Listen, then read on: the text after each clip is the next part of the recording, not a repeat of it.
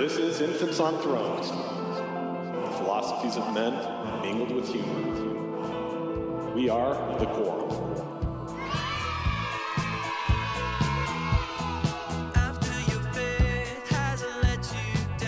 Welcome back to another potentially controversial episode of Infants on Thrones. I'm the potentially controversial Glenn Osland, and today I'm joined by potentially tone-deaf Matt Long and potentially Mormon Leaks rumor mill central most popular guy in ex-Mormonism, Ryan McKnight, to smack down an open letter to John Dehlin. Now, before I launch into the smackdown, I am going to read the open letter to you in its entirety and give you some context for this discussion. Now, regular listeners probably already know that Matt has been pretty critical about John Dehlin recently. He's taken several pot shots in, 3 or 4 of our most recent episodes without ever really explaining why. Well, today you're going to find out why. But we didn't plan on doing this. We really didn't. Matt and I were actually talking to Ryan about the recent sexual abuse documents leaked by Mormon Leaks. Matt was weighing in based on his knowledge and experience in these areas, but about 15 or 20 minutes into that conversation, he just got annoyed at the subject matter, a little bit bored, and we switched gears and started talking about this open letter that earlier that day had been sent to our email address and to other podcasters in this ex-Mormon space, and also posted online on medium.com. We talked about this open letter and about John Dehlin for about 2.5 hours. You're going to hear about half of that conversation today because much of what we said to each other just wasn't suitable to be published. Now, I'll have more to say about this at the end of today's episode, but right up front, I want you to know 4 things. First, upon receiving this open letter from Marcus Smith, I immediately emailed him back asking why he had sent it to us. He said that he wanted to get answers to these questions, and I asked if he was willing to come on the podcast to talk with us about it. He declined, and he admitted that Marcus Smith isn't his real name, it's a pseudonym, and he's not even the sole author of this letter, but he represents a group of people with similar concerns who wish to remain anonymous. Now, I found this out in the middle of us having the conversation. I was emailing him as I was talking with Matt and Ryan, so you'll hear a shift where we're talking about him as a single person and then where we're talking about him as a group of people, and we speculate on why he's asking the questions or they're asking the questions that they are. It's all speculation, but I wanted you to know that. I later told him that we had recorded this episode, and I asked if there was anything that he wanted me to communicate to you, our listeners, and this was his response. The only thing I can think of to possibly add is to tell listeners that Marcus Smith is a pseudonym and that I will be happy to post any comments from individuals who might want to remain anonymous to the open letter. They can send any comments, facts, or pertinent details to this fake account. We only want to find out what is going on and what the truth is. Unfortunately, it seems everyone is too scared to say anything. Not everyone. So that's the first thing I want you to know. The second, I have talked directly with 3 people who recently resigned from the Open Stories Foundation, from OSF. They also previewed this episode before it was published, and they gave me feedback on it that I will share with you at the end of today's episode. And I'll let you know who those 3 people are. 3, at one point in today's conversation, we refer to a woman using the pseudonym Rosebud. Now, many of you may know Rosebud's true identity. I spoke with her also about this episode, and she very much just wants to move on with her life from the events that you'll soon be hearing about. So she respectfully requests that her true name be kept private, but she's fine with us talking about her story and referring to her as Rosebud. And then 4th and finally, I also let John know that we were doing this. Now, John and I are friends. We've been friends for a long time. We don't do a lot of stuff together, but I really don't have an axe to grind against John Dehlin. So I let him know we were doing this. He hasn't heard the episode yet, but he told me that I could inform you that the Open Stories Foundation board is aware of this open letter and that they are in the process of composing a response. He doesn't have a timeline when that's going to be completed, I invited him to come on and discuss this with us, and he may do that at some point in the future, but he definitely cannot say anything publicly about this until the board has made their response. So, there you go. How's that for a wind-up? Ready to hear the smackdown? Okay, well first I'm going to read the letter so that you know what it is that we're talking about, and then you'll hear portions of that as well as some other examples that were in the letter itself that I didn't read. There were screenshots of texts and tweets and things like that. We read that in the course of the smackdown. I didn't read that in what you're going to hear now, but that's today's episode, and I hope you enjoy. The following is an open letter written by Marcus Smith, pseudonym, sent to John Dehlin and the Open Stories Foundation board from a concerned donor. And it reads, Dear John Dehlin /OSF board, I've been a regular donor to the Open Stories Foundation for many years and have greatly benefited from the podcasts and services provided. Unfortunately, over the past several months, new developments have caused me to question my support. Some of these same concerns have been voiced by others in progressive and post-Mormon circles. One thing I learned from leaving the church was to never again follow anyone or anything blindly. If I see things that are concerning, I speak up and ask questions. This leads me to this letter that includes sincere questions aimed at clearing up my concerns. My first area of concern is about the OSF staff and board of directors. I heard that the entire OSF staff has quit. These rumors are corroborated by the fact that the OSF team webpage has been taken down, and John Dehlin has started asking for volunteers to help do things like record podcasts that have been handled by staff previously. Is it true that the entire staff has quit, or did John Dehlin remove all the staff? If so, why? If this is true, it points to clear internal discord with John Dehlin. How will funds used for their salaries be reallocated? Are all podcasters still on staff? They have also been removed from the team page, which raises a few red flags. There have been rumors that multiple board members have resigned. Is this true? If so, why did they resign? Who is currently on the board and what are their roles? How are OSF and the donations it receives governed? My next concern is how OSF donations are being used.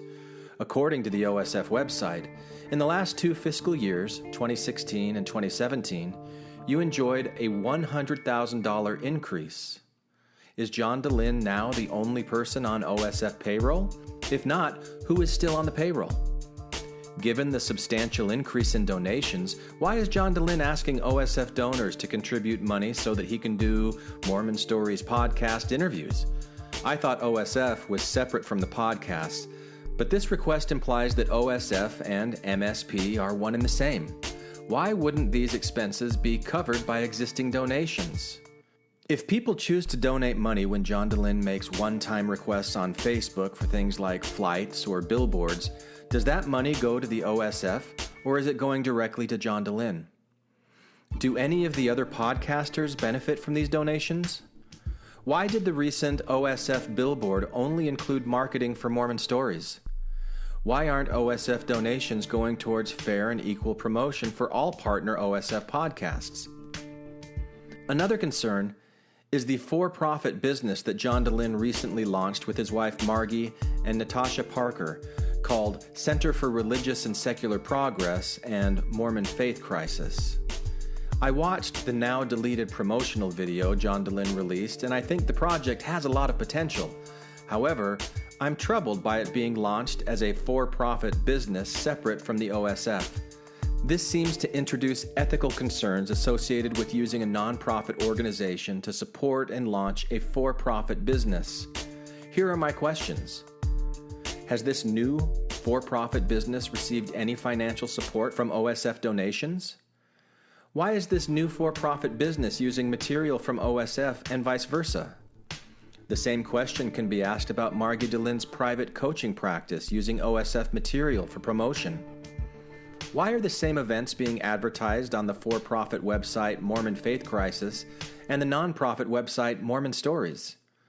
Where do funds from events go?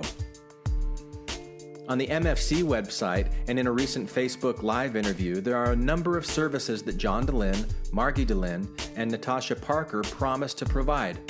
Given the scope of this new business, will the OSF be able to continue fulfilling its mission if John Dehlin is the only remaining staff member? Maybe there are legitimate answers to all these questions. Maybe there are even more important questions that I'm not asking. Many others have written about OSF's questionable finances. Former employees, community members, and media have raised flags. It all causes me to wonder if the transparency John Dehlin and Open Stories Foundation claims is honest or is a way to try to keep people from digging deeper. I'll end by pointing out an irony that is probably the most frustrating part of all of this. If OSF and any of its key players are using donations in ways that are not true to the spirit in which they were given, that is irresponsible. And it's frustratingly similar to one of the major issues I had with the LDS Church when my family and I left. I'm sure some will ask why I'm not willing to sign my real name to this letter. Over the years, I have seen what happens to people who publicly challenge John Dehlin. Past retaliations against those who speak out are often unpredictable and unreasonable. I'd rather not experience that. The questions and concerns I outline should be able to be answered regardless of who asks. Despite what President Oak says, anonymous sources can be legitimate sources. Looking forward to a response.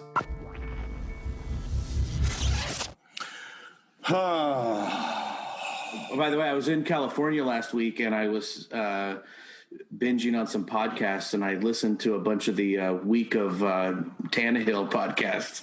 Oh, yes. I love that guy. I mean, right? I can't get enough of him. Well, Matt can. Matt can get enough of, none is too much for Matt. Yeah, there was one particular where it was I think it was the one about Satan or something, and Matt just was like, yeah, this is boring to me.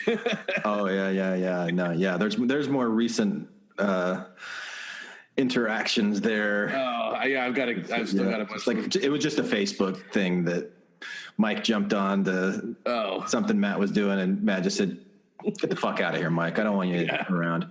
He is. And I remember first being introduced to him on one of John Larson's. Yeah, you guys live. Well, he lives in Reno now, but yeah, no, I've never met him in person. Oh, okay. We have. It's funny because when he still lived here, and I knew he lived here, and we actually lived within a couple of miles of each other. Yeah.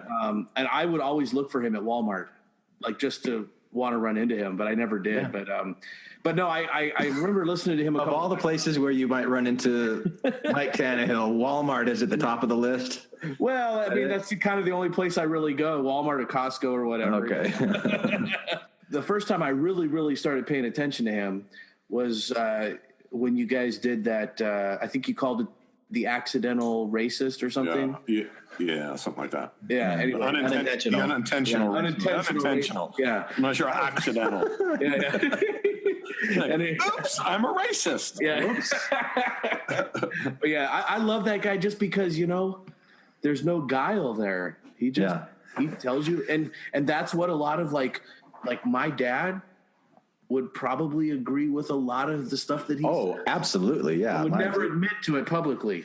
Oh, mine would admit to it publicly. My dad might admit to a couple of the things, but not all of them. Yeah. But when the gospel topic things came out on race and the priesthood, blacks in the priesthood, he just lost his mind. Yeah, wanted a real answer. And my favorite part is when he very earnestly asked him, "Well, what am I supposed to do? Just rip out this section of the Book of Mormon or this section of the Doctrine and Covenants?" And the guy kind of giggled and said, "Yeah, I guess." Yeah. Early on, or when I first started my faith crisis, I came in contact with this guy that does kind of financial stuff that supposedly was, working for the church. And I've told this story before about how, the church supposedly, that the nonprofit arm of the church owns the land that the Polynesian Cultural Center, is on, and that the for-profit Polynesian Cultural Center has entered into a variable lease with the nonprofit organization, a portion of the church, and that variable lease fluctuates based on the income that year, and so that the for-profit portion of the church is always operating like at break even or loss because of that. Yeah. Well, and I mean, I think I have heard you say that before. And I wouldn't doubt that it's true. We actually leaked some financials from the Polynesian Cultural Center. I don't know that we leaked enough information to be able to make the determination that you've said, just because it was only 1 year's worth. And you probably have to look at multiple years to see the fluctuations. But they definitely do bring in a lot of money through that thing. Yeah. But the point was with this guy is, as he was telling people and telling other members, they were saying, well, yeah, so what? They're no different than any other corporation, right? Or they're no worse than any corporation. They're a much more honest corporation than they are a church. Yeah, his response was like, yeah, that's my point. They're no better. Yeah. Well, I think that friend of yours, is that the guy that you hooked up with me and I talked to him once on the phone? I don't know. Oh. Can we talk about this open letter that went out today? Yeah, I don't mind talking about it. I mean, I'm going to be a little couched in it. I mean, look, I don't know this guy, Marcus Smart or whatever the name. Well, let's set this up real quick. Okay, go ahead. So an open letter went out today, October 25th, 2018, to John Dehlin, essentially. But like I said, it was an open letter, so it's meant to be public, asking questions about what's going on with the Open Stories Foundation and Mormon Stories. What's it called? Is it Mormon Stories Podcast? Whatever they MSP. So yeah, you want to? Can we let's smack down this letter? All right. It's only a 4-minute read, so that should be quick. You want to like as a sing along? We haven't done a sing along smack. We haven't done a John Dehlin sing along. Yeah, and it's got to be like the John Dehlin one stuff, right? Yeah, right. Oh. Yeah, okay, maybe not. I'm not a singer, guys. That makes it even better, right? Yeah. You guys got me I'm squirming over here, but Good. I'm hesitantly participating. Yes. Well, you bail at any time, or do you? No, I'm not going to bail, but No comment. Whatever. And now you can tell people that you were squirming just because of the song part. There you go. So this is an open letter, questions for John Dehlin and OSF board from a concerned donor. Dear John Dehlin / OSF board, I've been but there isn't an OSF board, right? Yeah, there is. No, there is. Okay. There is. Is currently constituted. So here's the questions. I've been a regular donor to the Open Stories Foundation for many years, and I have greatly benefited from the podcast / services provided. Unfortunately, over the past several months, new developments have caused me to question my support. Some of these same concerns have been voiced by others in progressive and post-Mormon circles. One thing I learned from leaving the church was to never again follow anyone or anything blindly. If I see things that are concerning, I speak up and ask questions. This leads me to this letter that includes sincere questions aimed at clearing up my concerns. All right, so are there some concerns being voiced in the progressive or post-Mormon circles related to John Dehlin? Is this kind of a known thing in the ether? Well, one thing that I'll say, and I'll use this an opportunity to answer that question and also sort of set up the way that I'm going to approach this SmackDown as Ryan Mormon Leaks. Yeah. One of the things that comes with the territory that I operate in as Mormon Leaks is a lot of people come to me and talk to me. A lot of people. And it's not always just about the Mormon Church. And so over the last 2 years, at various different times, it's not necessarily a constant stream, but I have talked to tons and more people than I could count of people with stories about John Dehlin and Mormon Stories. And to be perfectly honest with you, like, I don't ever talk about this publicly or even really privately. Like, I've never talked to you guys about any of these things really, because I've never seen, the receipts, if you will. I've never necessarily seen, concrete proof of some of these claims that I've heard. And so while I don't not believe them, I also am taking it all with sort of a grain of salt. And so, but to answer the question that Matt asks of whether or not there are rumblings. I have heard rumblings of things. Now, how widespread that is it on Reddit? Is it on other sites? I really don't. It is on Reddit. Yeah, I read something on Reddit the other day. Yeah. Yeah. So, I'm not really on Reddit much anymore. So, so I don't really know like how much of this discontent or stories are out in the public sphere. But I can tell you that behind the scenes, there are a lot of people that talk about unsavory things that are possibly going on at OSF. To the extent that they are real, I honestly don't know, which is why I try not to like I try to be sort of Switzerland, right? In all this stuff as much as I can. So Yeah. it's not because I don't want people to think that my hesitation is because I'm trying to like protect John or anything like that. My hesitation is literally because I don't want to be too much of a participant in some sort of maybe something that could possibly be a false allegation. Okay, wie will be Germany? Wie will be Germany? Yeah, you guys say whatever you want. You guys can do whatever you want. You be Switzerland. But if you were to get documents that kind of confirmed things or that forced John to be more transparent than he currently is about finances, would you leak those? That's a great question, and Ethan and I have talked about that because I think there have been times when I've thought that it's a real possibility. I have never received anything. I think I guess I don't know until I receive it, but I believe what we are leaning towards, if we were to get something that was legitimately newsworthy, I don't think we would leak it through Mormon Leaks just because it doesn't really fit within our mission. But I definitely wouldn't let it go. I would probably look for some sort of a reporter out there that would be interested in covering. I'll say this right now is John is not transparent enough with his finances given the amount of manipulation he utilizes to get donations. Yeah. And the manner in which he sets himself up as a nonprofit and as a martyr of that nonprofit. His lack of transparency after the manner in which he has criticized the church to the degree that he has about their lack of transparency is it's unconscionable and hypocritical because he does exactly what the church does. Yeah, that was going to be my snarky comment about wondering what your mission is then, Ryan, in the Mormon Leaks, if it only covers the Mormon church or if it covers all of its spinoffs. Well, I do think that we would leak things from, let's say, with OSF being my snarky nod at being a spinoff. Yeah. I get it. I think that's great insight, Glenn. Yeah. Well, no, and I get what you guys are saying, and I realize you're only half joking, right? I mean, I do think that there's a lot of criticism out there, and some of it I think has some teeth to the business model that he has created. I'm not a huge fan of it myself. You know what I mean? I'm not a fan of I think if I were advising John several years ago when he was setting it all up, I would have insisted that he do a for-profit model. And I've been telling him that for yeah, and I've had that conversation with him too, but it's been after the fact. But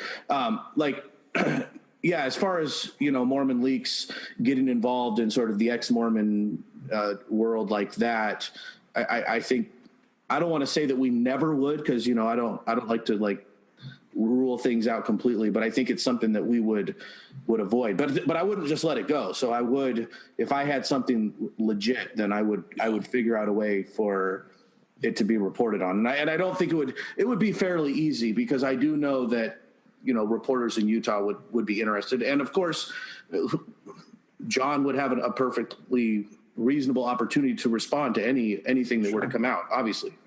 So sure, it wouldn't be a smear job. It wouldn't be like some drive-by shooting of him, or anything like that. I need to say this whole thing just makes me sad. I joke about it, but it's just a sad thing because I'm just tired of looking out at the ex-Mormon community and seeing all these different things that people are getting upset about. And some are really legitimate stuff and some aren't as legitimate stuff, but it's still people getting upset about things that for this to be one of them and to add to that when there's already a swirl of stuff, it makes me sad. And I don't understand what you're saying, Glenn. What do you think? This is like more outrage stuff, or? No, I don't. But I don't. It could be. I mean, it could be. Because people have had axes to grind against John throughout his career. I mean, he really polarizes people, and he'll go hot and cold. And my biggest problem with John is he has become the powerful that now is exploiting the vulnerable. And I think he's doing that very clearly and very intentionally. I think I really don't pay that close of attention to what's going on, but I think you're probably, my sense has been, again, kind of like stirring up issues that anger and upset people rather than trying to put a balm on it. Who told you to put the balm on it? We should put a balm on it, Yeah. So I kind of get that sense, but I don't really know. And I really don't have a dog in the fight on the hunt for John Dehlin, but I'm really curious about how something that we do for fun, and yes, we have our, Patreon side of things now too, but it's nowhere near anything that John Dehlin gets. Like how these two kind of similar things could become so incredibly different, where you've got like board members that keep turning over and new people coming in and getting upset and turning over and new people coming, it's like this whole elaborate organization that it's a religion. I mean, and part of it is, Glenn, and correct me if I'm wrong, but the setup that you guys have is a for-profit setup, right? I mean, these are not tax-deductible donations that people are making to you to Patreon. Yeah, we didn't set up a nonprofit or anything like that. So when people give you guys money, we do pay taxes on the money, yes. Yeah, and beyond that, when people give you guys money because they enjoy your content or whatever, at that point, their hands are outwashed. I mean, it's none of their business what you guys do with that money.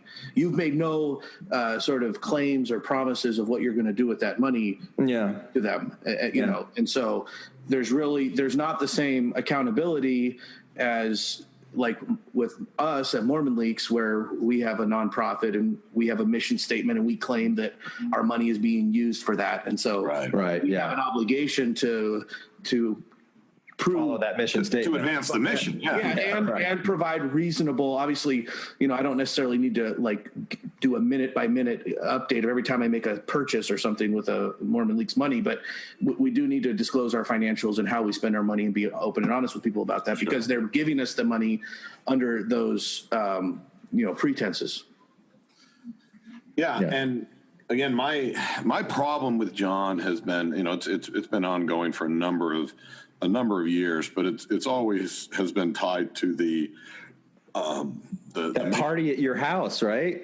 Yeah, I mean that was where it first started when he needed to provide cover for his attempted affair, and so he threw Phoenix people. What, Matt? You said attempted affair? What? Yeah, an attempted affair, which is I think an emotional affair, according to John, and they've talked about this before. This is the Rosebud stuff. I mean, everybody knows about this and heard about it. Yeah, but it's all underground. Nobody ever. It's not underground. I mean, it's not underground.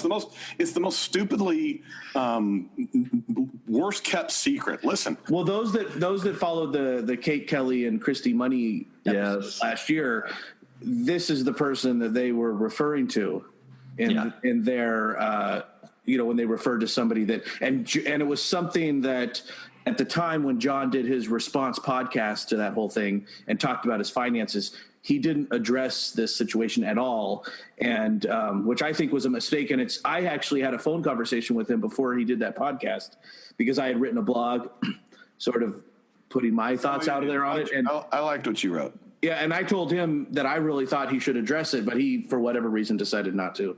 I'll tell you an interesting story.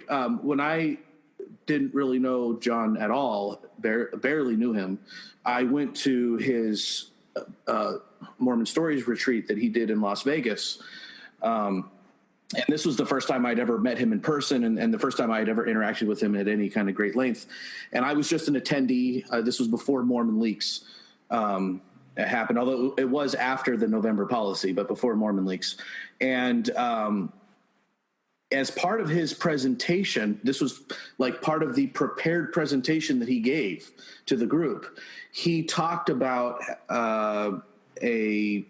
and I think he does this in other presentations, by the way. I don't think this was unique to the Las Vegas one. And he talked about a time in his life where he was struggling with his testimony and it was causing friction in his marriage. And it led to him to have and I think he referred to it as an inappropriate relationship with somebody. Of course, he didn't give any of the details like what Matt started to give or anything like that. And I had no idea, even when I heard about the Rosebud situation from other people later on, I didn't initially register with me that was who he was referring to. But he did talk about it in his presentation, and he talked about, I want to say he just talked about it in the context of like how him and his wife eventually came together and got past it, and how it is possible to get past those kinds of things that happen in a marriage.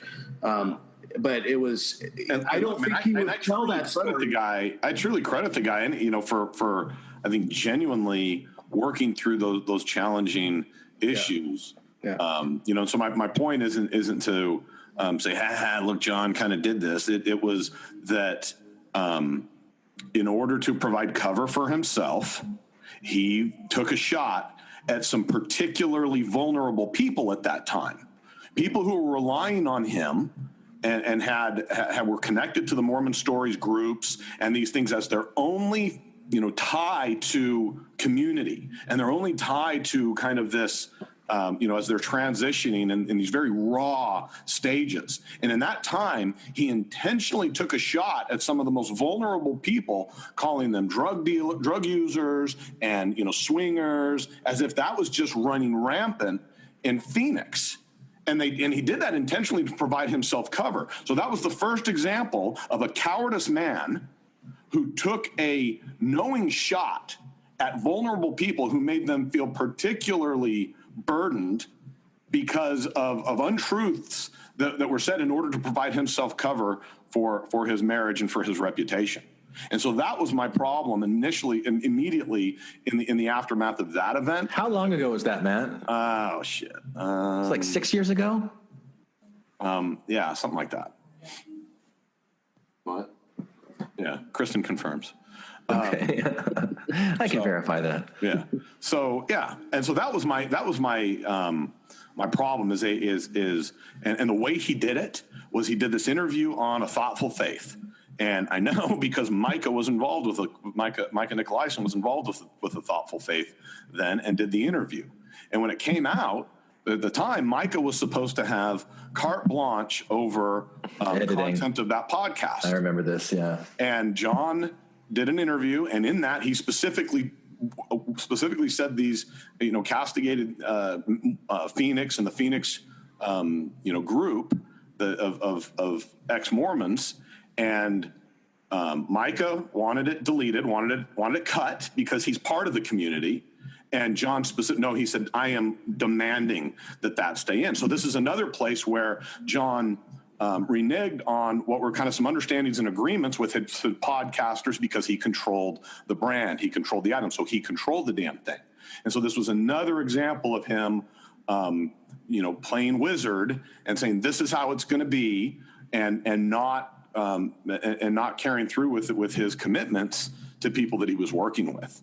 So that was the very beginnings, the first few data points of how John Dehlin behaves so incredibly self-interested while presenting this mask of I'm a healer. I'm just here to help people. Oh, this is what I do for, I just take so many shots from people, and if people could just donate money to me, because think of all the money you saved in tithing if it's provide any usefulness to you. He's doing that crap, but he's behaving the way manipulative and abusive people behave.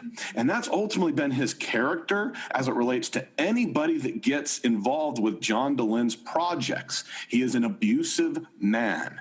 And he's a man who uses the same techniques of abusers, of utilizing power, shame, fear, intimidation, and his celebrity.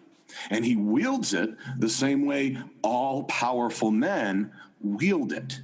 And he does it also with this false, this false sensitivity and this false vulnerability and this I'm here to protect, people who are leaving this church. And meanwhile, he is perpetuating the harms and the traumas that people are experiencing because it benefits him financially. And he's always done that from day one. And the Rosebud situation was one small example of how he was willing to, use these again very vulnerable people in that community in order to provide cover to himself. So that's really why I'm so frustrated and why I get so worked up over that situation. Number one, the manner in which he treated a very, very kind person and a very, very good person. Rosebud. Duh. And the amount of work and sacrifice and things she did to advance a mission and a movement that would just she believed in. Right. The people really, really believe in, and they're like, yeah, we can get behind this and we can make changes. Yes. Yeah. We can build community here, guys. This can be real. And Rosebud was she was the just charger with that. I mean, she was effective. She was diplomatic. She was smart.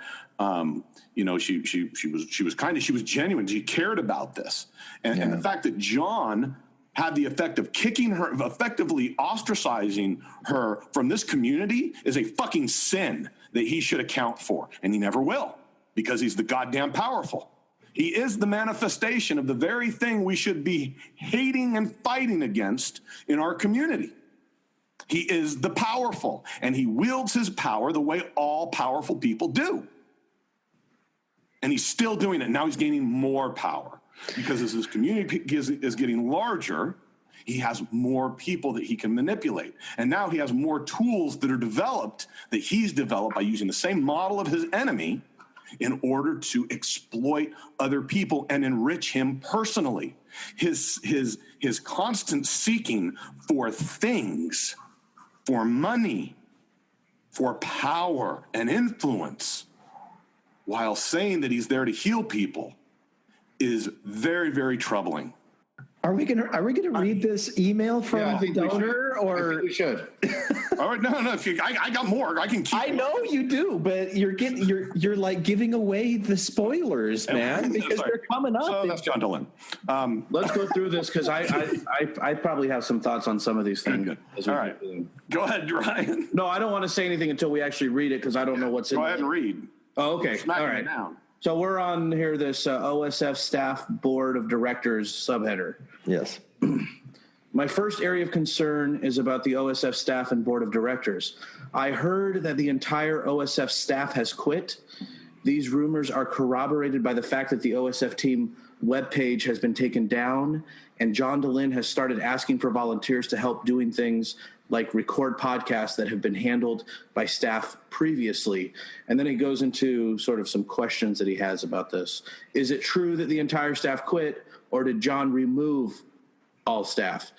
If so, why? Is it true?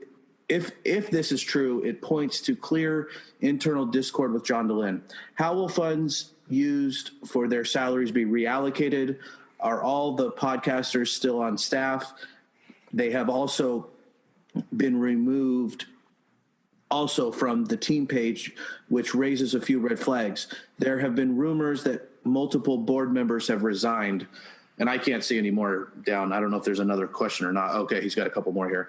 Is this true? If so, why did they resign? Who is currently on the board, and what are their roles? How are OSF and donations it receives governed? The one thing I'll say about this is, I don't know necessarily the definitive answers to all these, except it is my understanding that all of the paid staff is gone. Now, whether that was a firing or a sort of revolting, we're all quitting on the same day, I'm not 100% sure. I've heard different versions, so I don't know exactly. I mean, I'd love for John if he wants to answer that, but I've also heard, I don't know this for a fact, but I have heard that one of the board members of OSF has resigned. And I've also heard that maybe John Dehlin was maybe forced to either resign or create a new position for himself, even where he was the executive director. It's my understanding that he might not even be the executive director anymore. There is something, like I said, there's something there. There's something there. Verify that there's been institutional change. There's been some change with at least staff and board members and maybe roles that are in there. But no one. Well, and you know, that happens even with nonprofits. Like we had Scott Fawcett, who was part of the original Mormon Leaks team, and he was before Ethan came out with his identity. Scott and I were sort of the most visual people as far as names go, and you know, he resigned, but we issued a simple statement about it, or I think he maybe wrote a resignation letter is how it happened, and we published it, I think.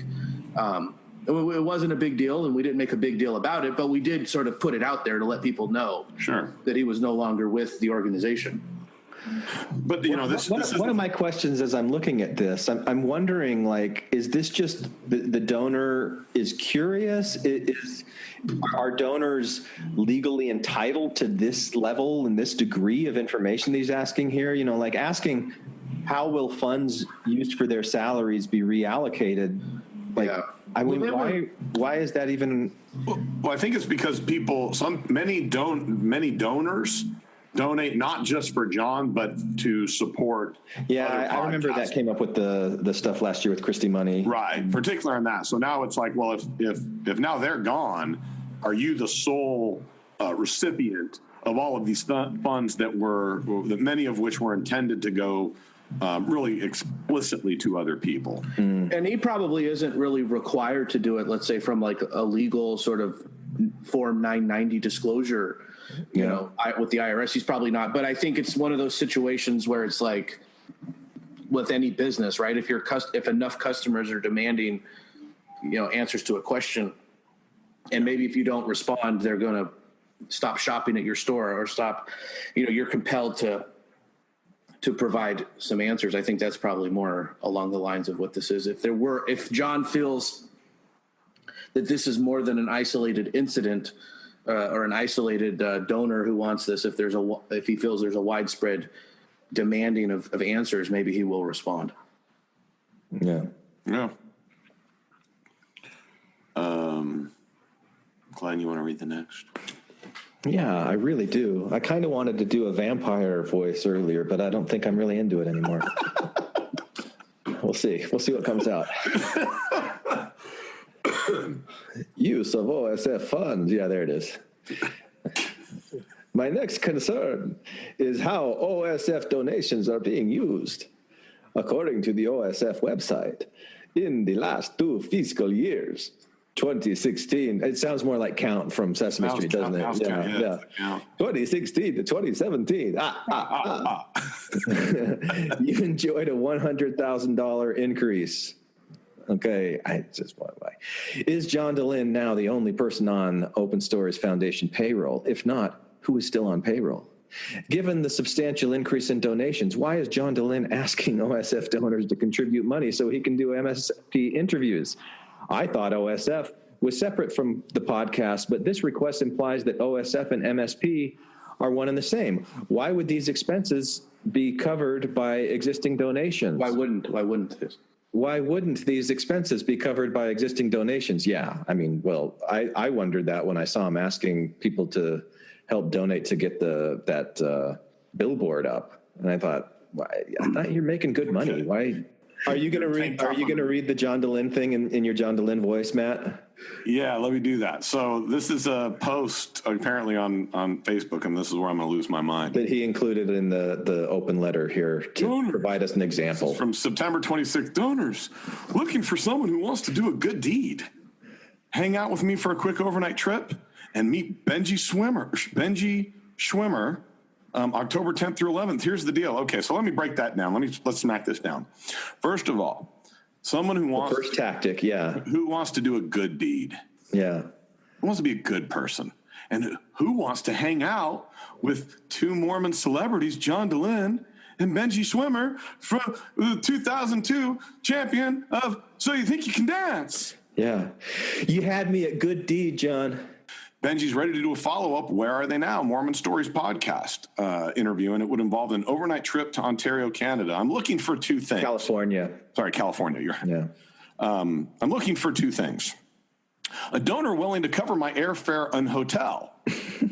Okay, but he gets more detailed. Delta preferred, just because I need the miles to preserve my silver status, so I don't always have to fly with my knees hitting the seat in front of me. But this is so audacious. This is incredibly audacious. Hey guys, I'm looking for somebody who will fly me out. It's just $500, and 100% of the donate will go to the trip shoot. Oh, I thought I was going to say it's tax deductible, but still. Well, it is also. It is tax deductible. So just pay for me to do stuff. And if I could get a per diem for meals while I'm there, that would be great. I'm going to need some Uber money. And this is where he's exploiting the vulnerable, because he doesn't care. You know, when Sam Harris talks about, make donations or right. Patreon, he says, listen, I'm talking to the people who absolutely can afford it. Yeah. And if you can't afford it, don't pay. Right. Right. If a cup of coffee, it really is, the price of a cup of coffee a month is too much, don't pay. John really is not, he's not indiscriminate. I know, I'm sure he said, well, I'm just assuming the people that would donate, have the means to do it. But that's not what's happening, man. I know that people that have donated could you put that money to better places. And they're doing it because they believe that this is, they feel obligated. They feel compelled because of the techniques that John uses. And so this donating the 500, that I know that he has the means more than many of the donors do to ask for it in this way. This is so Joel Osteen like. This is so Benny Hinn like. He is the podcast evangelist. Podcast evangelist, yeah. Next point. Can I read this next point? Yeah, go. So he's not only asking for a donor to cover his airfare, he also says, hold the screen still. Sorry, dude. I need a trip companion to help me monitor the audio video of the live shoot. It's a pretty easy job for someone with basic audio visual experience, expert not required, but someone who can be focused on audio visual recording quality for 3 to 5 hours. You would need to be either a California local or willing to cover your own travel and lodging. You can come and hang out with me. It's like, I've got a fence that you guys can paint for me. But isn't this what we complain about, like missionaries and couple missionaries, and that the church expects people to do free work for them? Hey, you know what? People are doing it, man. So, like, right? Who cares? I'm Rand. Is that what you said? No, I said, yeah. Who cares? Well, he puts this out money wherever they want to, right? He wouldn't be successful if it didn't work, and that's man. I want to know how much he actually makes a year.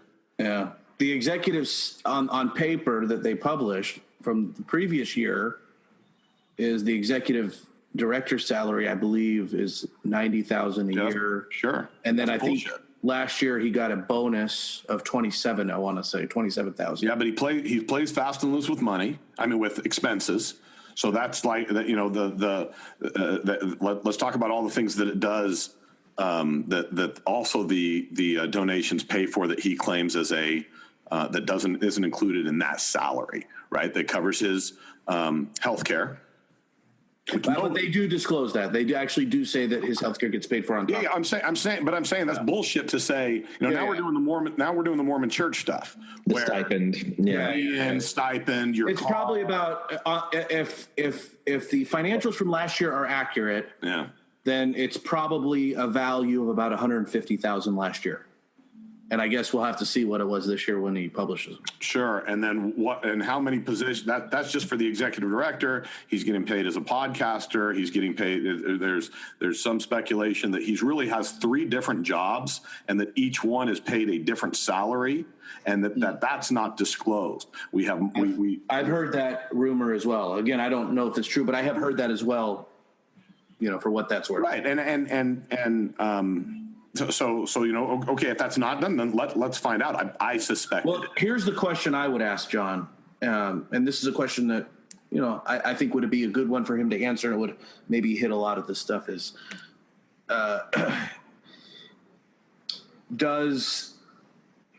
how would I phrase this question? Here's my question to him: are there any expenditures through the Open Stories or Mormon Stories or any of those bank accounts that occur that are not reported as part of your income on the published financials that come out at the end of the year? That's a good question. That's a good one. That's to me, a lot of the other stuff is interesting, and I enjoy having a front row seat to this. It was the Dracula accent. Oh, that was Man, I get to see that live. And I think, but that to me is like the biggest question. I think money is the biggest issue here. I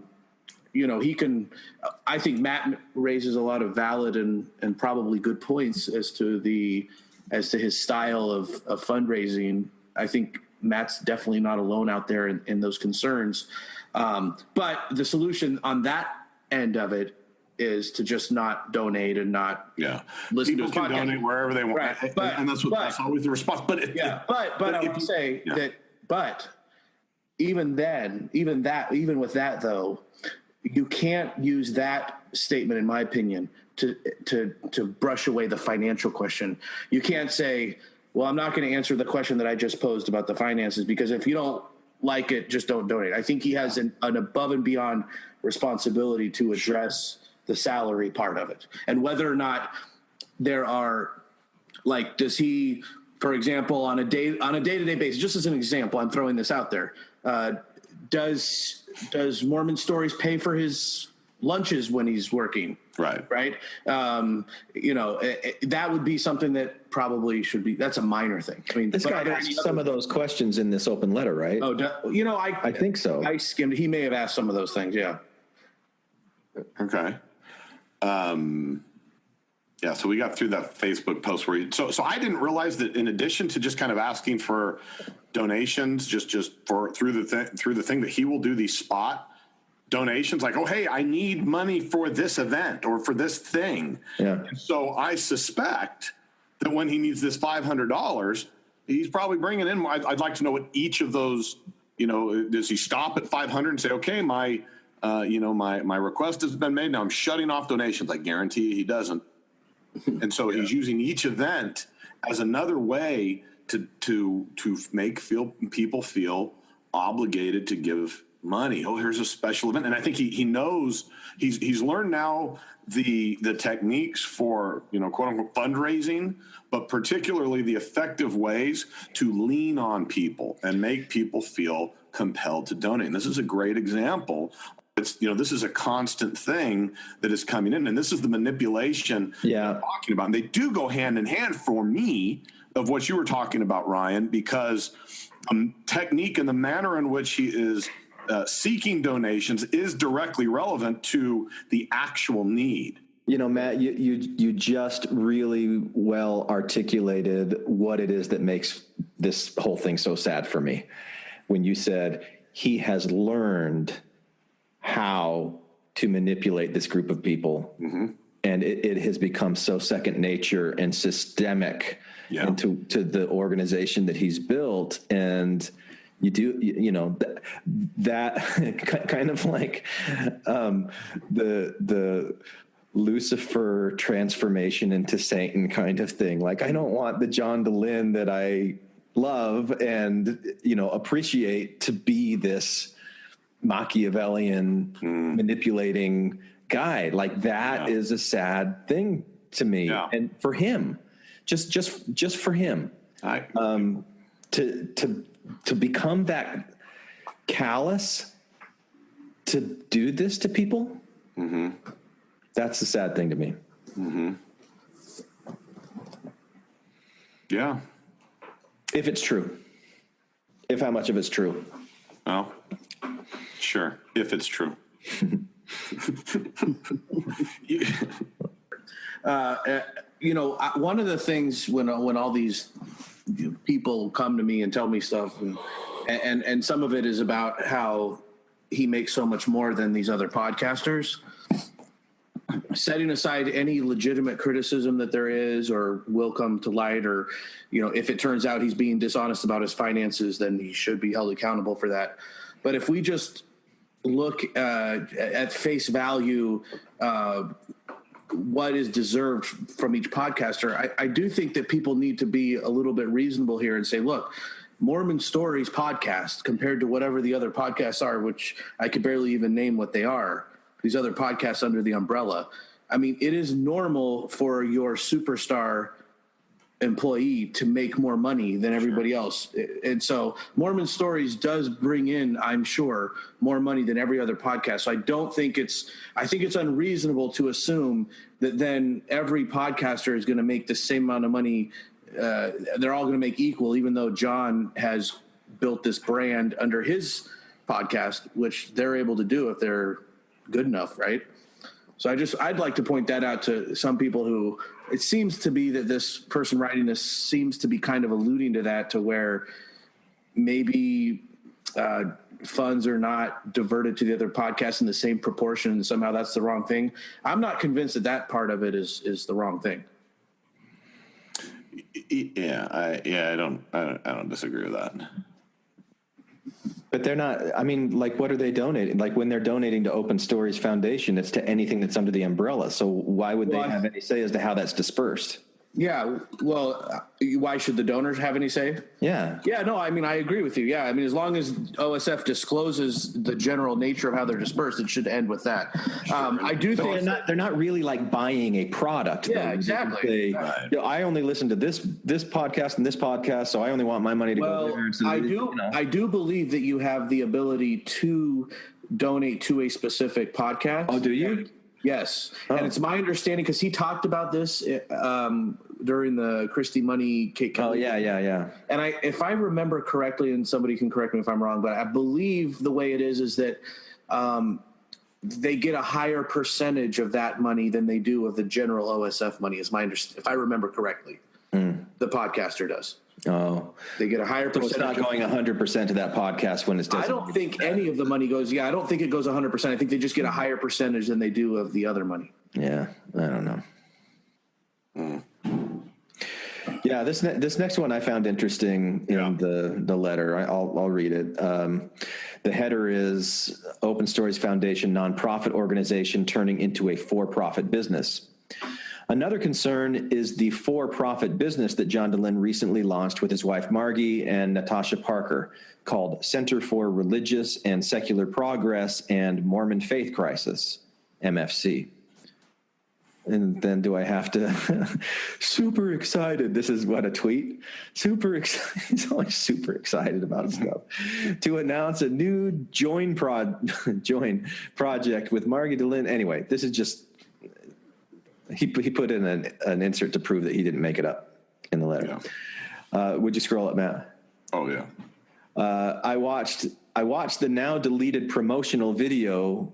What's that about? He had a I never saw it. Video and he deleted it. Promotional video John Dehlin released, and I think the project has a lot of potential. However, I'm troubled by it being launched as a for-profit business separate from Open Stories Foundation. This seems to introduce ethical concerns associated with using a nonprofit organization to support or launch a for-profit business, which is what I was thinking of when you were talking about that Polynesian Cultural Center example earlier in. So scroll up again. Here are my questions. Has this new for-profit business recently received any financial support from Open Stories Foundation donations? Why is this new profit or for-profit business using material from OSF and vice versa? The same question can be asked about Margie Dehlin's private coaching practice using OSF material for promotion. Why are the same events being advertised on the for-profit website Mormon Faith Crisis and the nonprofit website Mormon Stories? Where do funds from events go? On the MFC website and in a recent Facebook Live video, there are a number of services that John Dehlin, Margie Dehlin, and Natasha Parker promised to provide. Given the scope of this new business, will the OSF be able to continue fulfilling its mission if John Dehlin is the only remaining staff member? So, some of the questions that I have as I'm reading through his questions here, why would listeners or even donors be concerned about this stuff in the first place? Like it seems kind of ticky-tacky. I agree. Yeah, it seems like John Dehlin's gotten under people's skin, right, Matt? And so maybe he's got under this guy's skin too, and is like, okay, now's my opportunity to pounce. I don't know. Maybe that's what we're doing too. Well, my quarrel with his for-profit thing here is this is an example of, I think, the podvangelist now trying to create and perpetuate a illness that he benefits from. So I think the idea of a Mormon faith crisis as a trained therapist is unconscionable. Because I think as a trained therapist would say that there is no Mormon faith crisis. There are religious traumas that people experience, and we can really dig into those. But to make it a Mormon faith crisis is keeping people in and actually giving them it's scratching an itch, but it's keeping a wound open. Is it called gilding a lily? Is that the term for it? I thought gilding a lily was because you gild gold, right? Or gilded is gold, and so you're putting gold on a lily that doesn't need it. I really need to be more sure about the things that I say before I say them. I've never heard the phrase. I think you're saying taking a fake thing to try to beautify a thing that's already beautiful. Yeah, what I would say about this section, I do think that it is. I don't know much about this new for-profit venture, but it does seem concerning that he is using this OSF platform to sort of push that out. I don't know that that's the worst thing anybody's ever done or he's ever done. But here's the question that I have. I had the financial question earlier. Here's the one question that I would have from that comes to my mind when I read this section. Are there any OSF assets being used in any of the for-profit ventures? So, for example, I believe they have an office there in Salt Lake City, more OSF. Are any of these coaching and other sort of for-profit things that he does, are any of those things done out of that OSF office space? And is OSF receiving any kind of compensation from the for-profit business? I think that's something that is a good question, and I think they should be disclosing whether or not, if that exists, they should disclose it. I don't know if it does or not, but that's what I think of when I read this section about, this grade line. Yeah. What are the OSF assets be? And think of it in the context, Matt, you've been harping on this idea that he's, stolen the church's model. Well, let's go back to the church's model. I think a lot of people feel that the church should disclose, how much of the church's assets are going to building private businesses, right? Especially, like they say, well, it came from tithing funds, or no, it didn't come from tithing funds. But at some point, it had to have. It originally did, and it was it the same type of thing. And it again, to me, it only matters if your technique in getting donations are manipulative or are trying to again you lean on people's emotions and really lean on people's trauma. I think, I don't want to keep beating a dead horse on my end. I actually agree with Matt, what you're saying on all this manipulative stuff much more than I don't agree with it. But to me, I keep coming back personally to as long as you're being fully transparent on the financial end of it, then do whatever you want to do. Yeah. You know what I mean? Like, I even though I agree with a lot of what you're saying. Yeah, I can't quarrel with that at all, Ryan. I think I agree with. I think my anger and frustration in the manner in which he does it is directly tied to the way that he is trying to be cute. The way he gets away with it. Yeah. And I don't. What bugs you? Well, no, it doesn't. What bugs me is I think people that are donating do have a right to know that he's not living like a complete pauper. But it's quite the opposite. That it may be that his take home is closer to $400,000. And if that's the case, and everybody thinks that's great, he deserves that. He very well may. And I told him at one point, John, you may deserve and should get $405,000 a year because of being a media person and providing content on that. But say, look, pay for this or donate or whatever because the product is valuable and because we're doing good things. But it's never that.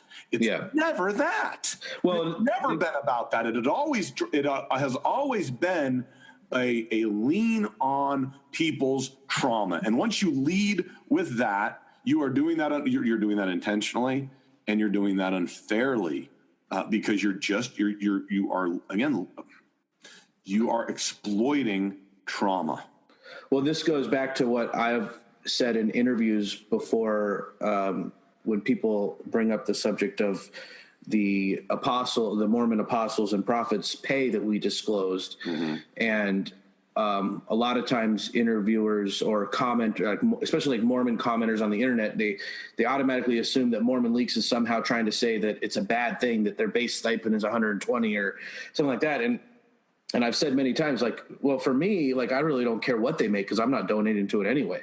But they could easily, all of those apostles, they could easily, if they wanted to, justify salaries in the millions of dollars. Right. And I would have no problem with that. I mean, it might, make me even less likely to donate, but that's not neither here nor there. They could easily justify that.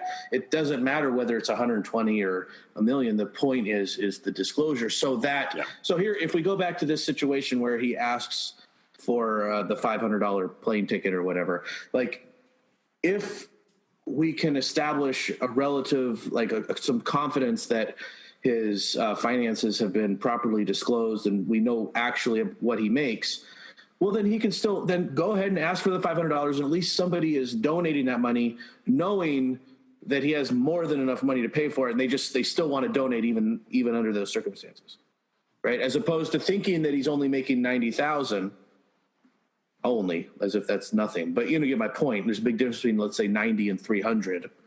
And then asking for $500 and under a.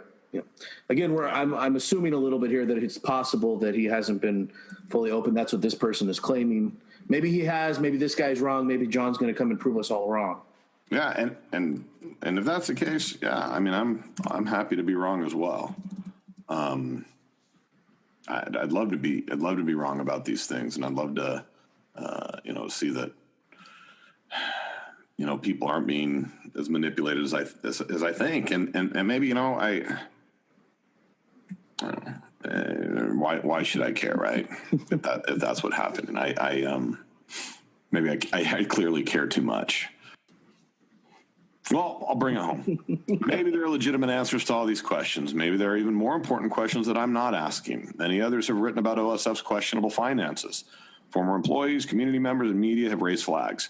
It all causes me to wonder if the transparency John Dehlin OSF claims is honest or a way to try to keep people from digging deeper. I'll end by pointing out the irony that is probably the most frustrating part of all this. If OSF and any of its key players are using donations in ways that are not true to the spirit in which they were given, that's irresponsible. And it's frustratingly similar to one of the major issues I took with the LDS Church when my family and I left. I'm sure some will ask why I'm not willing to sign my name to this letter. Over the years, I have seen what happens to people who publicly challenge John Dehlin. Past retaliations against those who speak out are often unpredictable and unreasonable. I'd rather not experience that. The questions and concerns I outlined should be able to be answered regardless of who asked, despite what President Oaks says anonymous sources can be legitimate sources. Looking forward to a response. Oh, shit. I didn't know John had a history of, retaliating people. Delete this shit. I'm not publishing. I'm scared of that guy.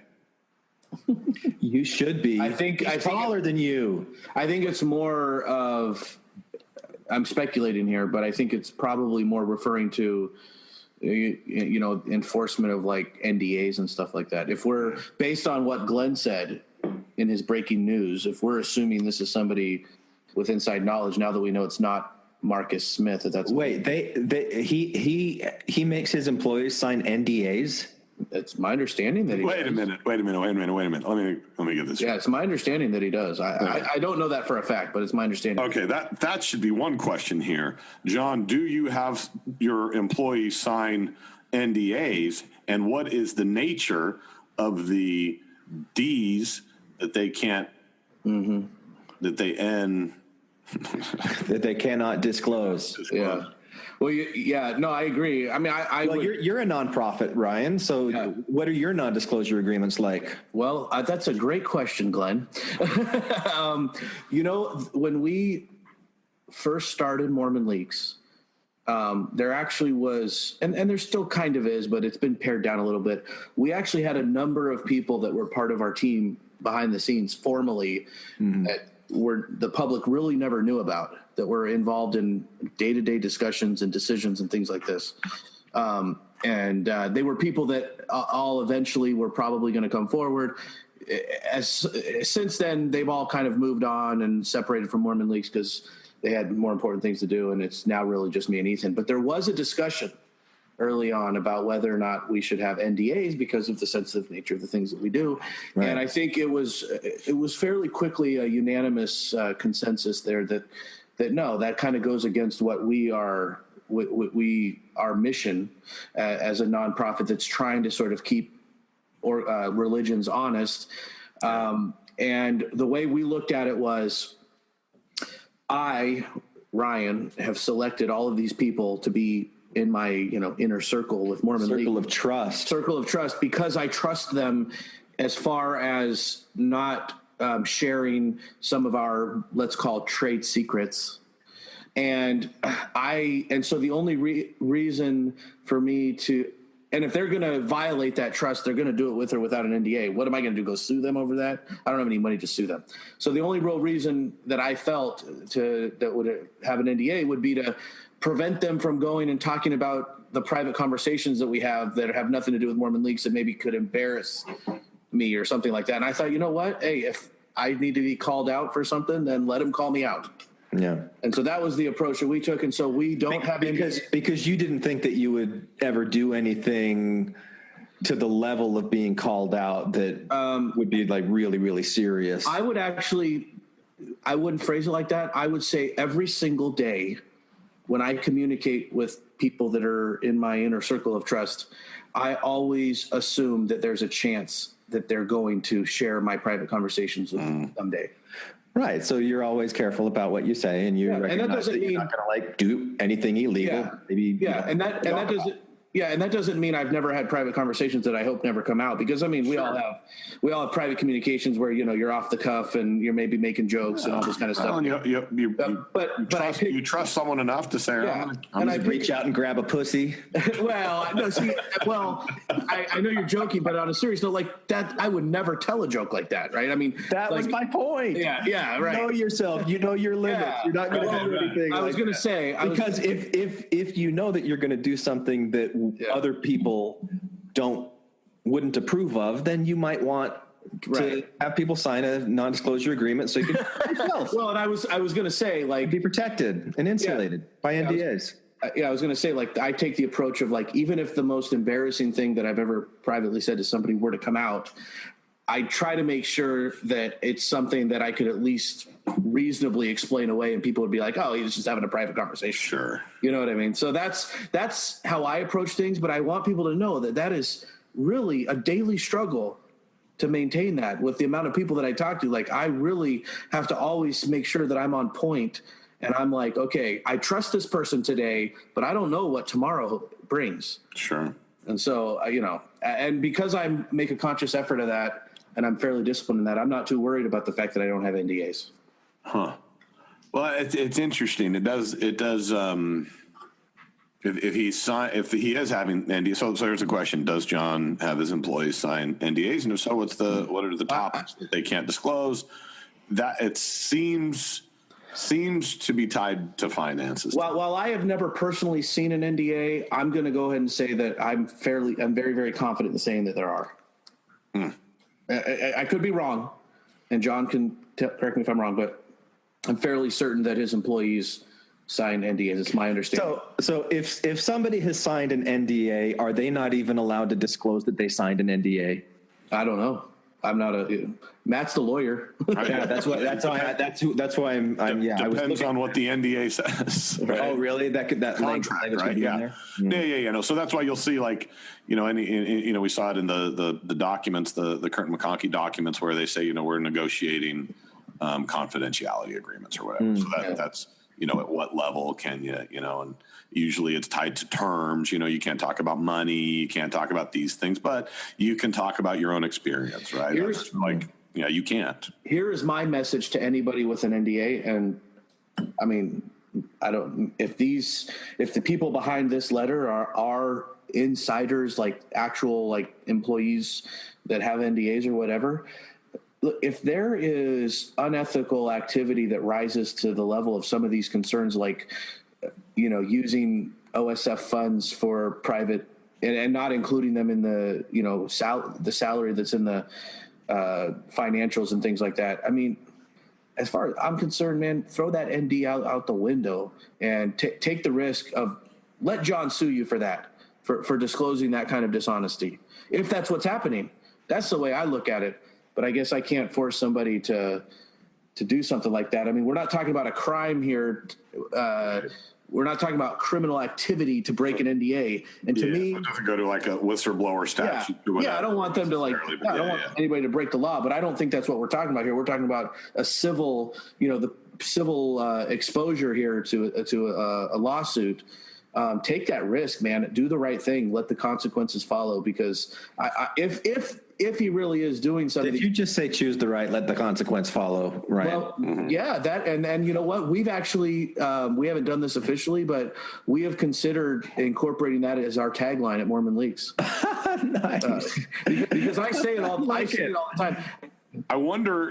This is it kind of brings up the same issue that kind of came up with the Sam Young criticisms, which is John Dehlin, just this image, this person that needs protecting, and is he someone just that will always be Teflon because it's viewed that his influence or his movement or whatever is so important, and to I don't know what I'm saying. I think it is. I think people view him that way, but he ensures to make himself necessary in a lot of spaces, and that's not healthy. It's not healthy to be like, I need to be involved, and he finds ways to make sure that he is involved in these different groups and these different events, and he becomes necessary, right? He pulled out a Sunstone as to punish Sunstone. That's another example where he boycotted Sunstone, and his goal was to take a shot at Sunstone financially, and he tried to sandbag Sunstone financially by pulling out. I don't think there's any question about that. And so this is his move, man. He tries to make himself as necessary as possible in any ex-Mormon space, and I resent him for that, because it impacts other people who are more vulnerable than he. He tends to always impact women. The manner in which he has forced women out of public ex-Mormon spaces is unconscionable, and the manner in which he hasn't been punished for that is shocking, and the manner in which other women, other feminists, have supported him over other women over the last decade is unreal. But this has all happened, and it continues to happen. So, I mean, this is where we really we really can and should shine a light on our own community in the manner in which we are doing the same stuff and allowing the same problems of abuse, manipulation, and exploitation to take place in our own spaces. And John Dehlin's a great example, is the primary example of that. Are we giving our closing remarks? Because I'd like to say some closing remarks. That was my closing remarks. I think it's good to raise questions like this. These seem to be based in something that sounds partially credible. I think John should definitely respond. I hope on one end of this that John hears this podcast and receives it with the spirit with which at least I intended, and that would be that not all criticism has to be a bad thing. There can be sometimes we deserve to be criticized or called to task, and I hope that he, instead of closing down and blocking people and staying silent and trying to brush this up, I hope he doesn't choose that path, and I hope he chooses to fully address these questions. And if some of them he thinks are absolutely ridiculous and don't warrant a response, then just simply say, this one doesn't even warrant a response, and move on to the next question. But I do hope, you can tell a lot about a person by the way they handle criticism. Mm-hmm. And so I hope John, I like John. I don't religiously watch his podcast, but I do catch it from time to time when it's a subject that interests me. And I think that he does a good job overall. I don't want Mormon Stories to go away. I don't want OSF to go away. And so I hope he doesn't think that that's what I want. From anything I've said here, I really hope that he can take a step back when he reads this letter and sees all the criticism online and maybe from this podcast. And I really look forward to seeing the way he reacts to it. So that's my piece. And my closing statement is, there's been a lot of criticism on this podcast, and none of it was from me. I have nothing but fond feelings for John. Matt is the mean one. I'm the nice one. And I'm not even recording this one and doing the editing. Matt is. So it's not my fault. I just want to make that really do I get to throw the caveat then that I didn't even... I'm channeling like a Michael Scott. Like I remember he did something. I just want everyone to know it wasn't my fault. I'm not... Hey, do I get to say that I didn't even know this was going to be the topic of the podcast? Yes. Sandbagged Ryan. Yeah, I got sandbagged. Here's the thing. John's not going to answer these questions. He's not going to address them because he doesn't need to. Because he really no longer needs the peanut gallery of ex-Mormon progressives that are willing to kind of take shots at him.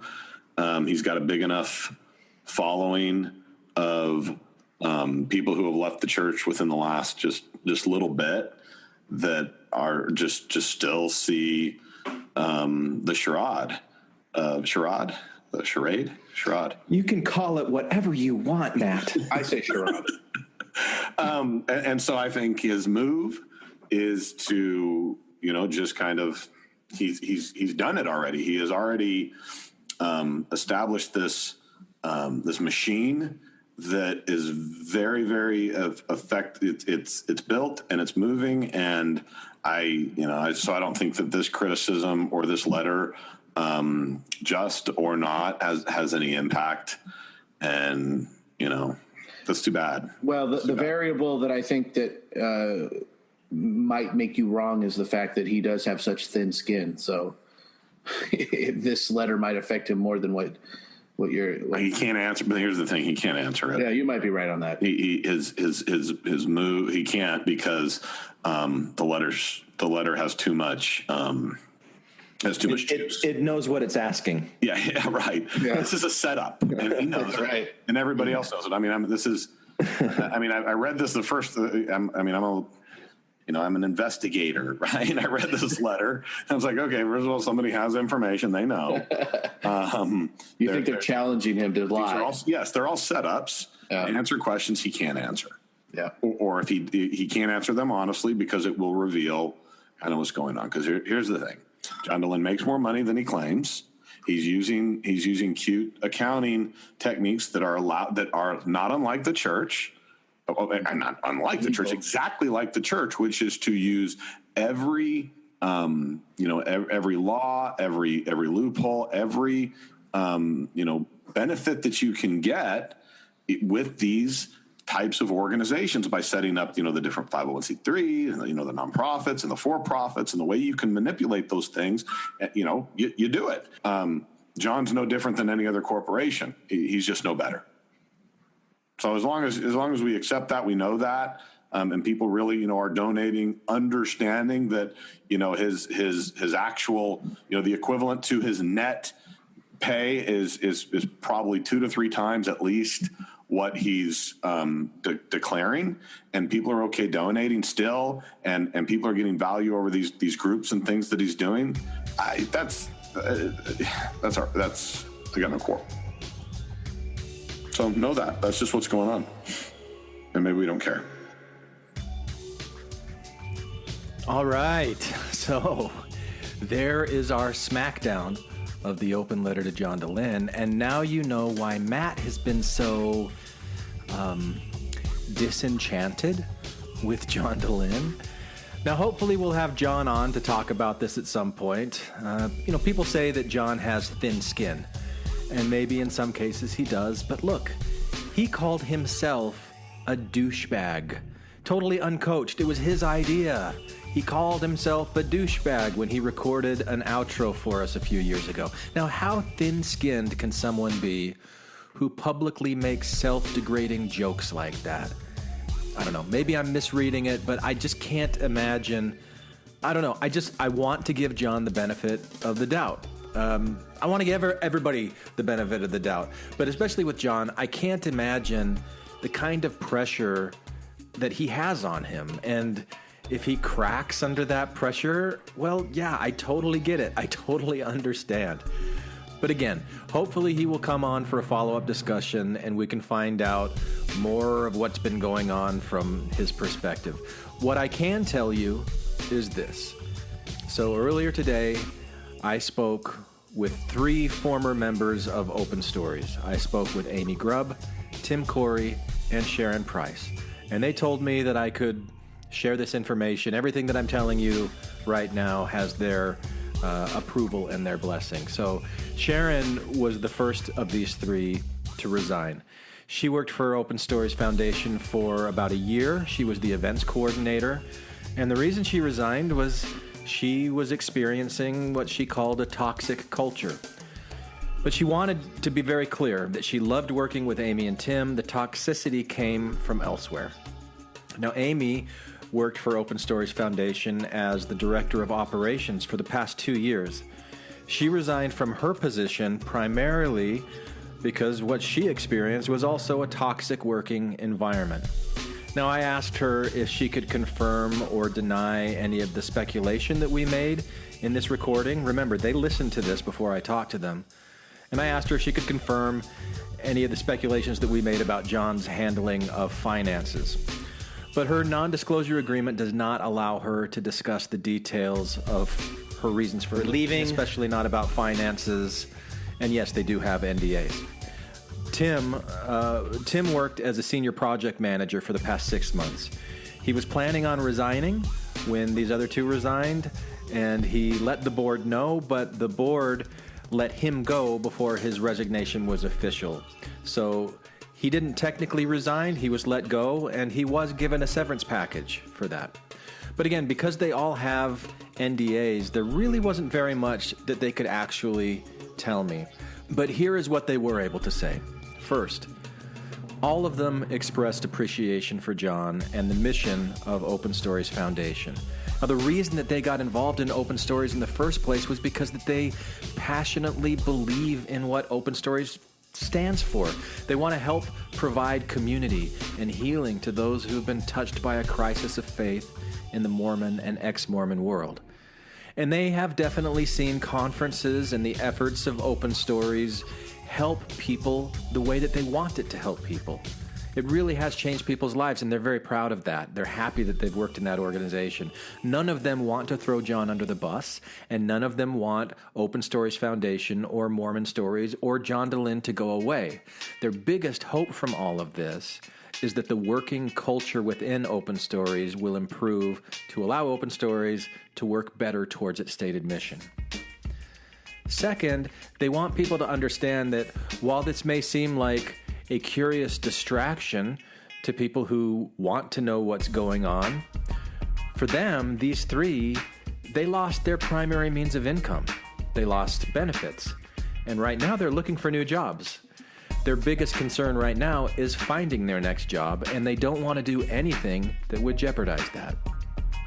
Number three, they were quite shocked at how spot on Matt was in much of his speculation about the way John does his woe is me thing when asking for donations, and how he treats people within his organization, and how the organization mirrors the Mormon Church.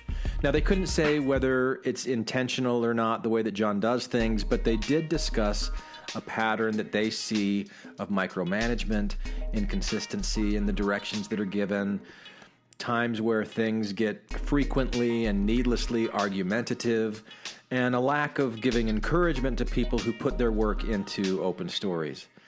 Now, I asked them if they felt that John intentionally made people feel unworthy, the way that I think the Mormon Church intentionally makes people feel unworthy. I mean, I don't know if it's intentional or not, but makes them feel unworthy as a way of keeping people in a constant state of feeling like they need to do something else, something better to please their leaders. Now, when I asked them that, they said that they'd never thought about that before, and they couldn't be sure if John intended that or not, but that they had all felt unworthy at times with work that otherwise they would have felt proud of. And that was part of the toxicity within the organization. Number four, I asked if there was any financial impropriety going on in Open Stories. They couldn't talk about that. They say that John needs to be the one to address that. 5, as far as the board goes, there were 6 people on the board. Now there are 3. Board members serve as volunteers. It's an unpaid position. I didn't know that. Number 6, in case anyone is wondering, there are no hidden sexual misconduct skeletons in the closet behind any of these resignations.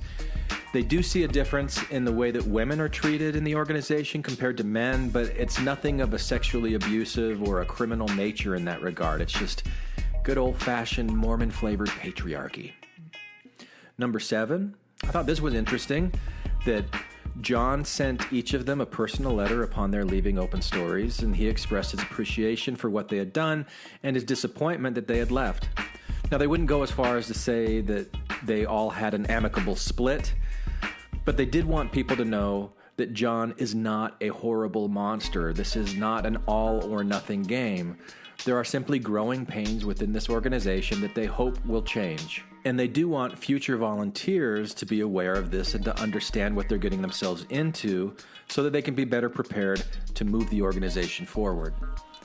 Number 8, they thought that the questions in the open letter were kind of detailed and kind of nitpicky and could tend to distract from what they see as the main issue.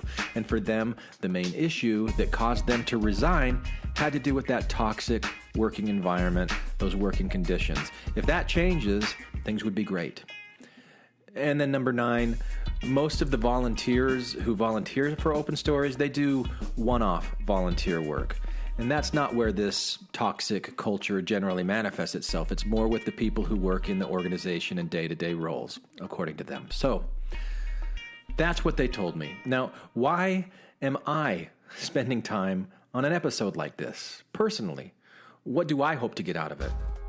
So I said this in the recording, and I'll say it again here.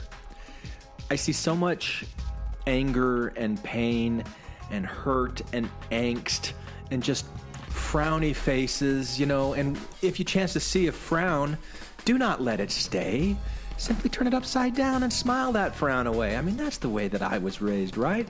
Smile it away, laugh it away, joke it away, whatever it takes. I don't know. Matt talked about John wielding power and influence as a podcaster in this community. So I suppose that we infants also wield some power and some influence as well. I'd like to use whatever of that I have to create an environment where we can have difficult, honest conversations with thoughtfulness, levity, giving people the benefit of the doubt, being self-reflective, standing up for what's right, providing a voice for those who feel unable to speak up for whatever reason, admitting when we're wrong. I mean, there's a lot of boxes that this whole thing checks for me, and I hope that this doesn't come across as a John Dehlin hit piece. What's my takeaway from this? It's that John Dehlin has made a tremendous impact on the lives of every single person listening to this podcast episode right now, whether you like it or not. It sounds to me like John has some work to do to clean up the way he runs his organization, and that probably means some significant changes on his part. It may include some repentance, and that probably involves greater transparency into the way that he does things, or at least, at the very least, a move to a business model that is more in line with a for-profit online media company, which he's got a very successful thing going with that, than a nonprofit service organization. There's no doubt in my mind that what John does through Mormon Stories, through Open Stories Foundation, helps people. I hope that no one wants to see that end. So what should we do? Well, I think we should breathe in and out and relax and enjoy our lives and laugh as often as possible and be kind-hearted, generous in the way that we view others, honest in expressing our concerns, brave in taking our stands, fair in our judgments, quick to see the good in others, forgiving of our mutual flaws. I sincerely hope that John and Open Stories take this as an opportunity to self-reflect and to focus on the good work that they do and to continue to build bridges in this community, and that everyone who has listened to this will do the same in your lives. That is my hope and prayer, brothers and sisters. And I say these things in the name of all of you hiding bodhisattvas out there everywhere. Eminem. Let the conversations rage on. But I think you guys are all amazing. I appreciate all you've done. And I really look forward to what you're going to do in the future. So thanks for coming on. Thank you, John. Thanks, John. Hey, thanks, John. Will you do one thing for us before we're done? Sure. Would you go to our website for a minute? You've got your computer in front of you? I thought you were going to ask him to give the closing prayer. Yeah, he's going to give us, I'm getting there, Tom. I'm getting there. No, I'm there. You got on the contacts tab? Yeah.